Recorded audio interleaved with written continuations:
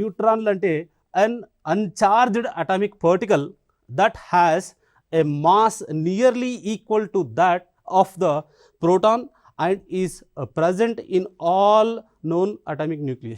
అంటే ఏ కేంద్రకం అన్న తీసుకో, ఎలాంటి న్యూక్లియస్ అన్న తీసుకో, అందులో కంపల్సరీగా ఉండాల్సింది ఏంటంటే న్యూట్రాన్, రైట్.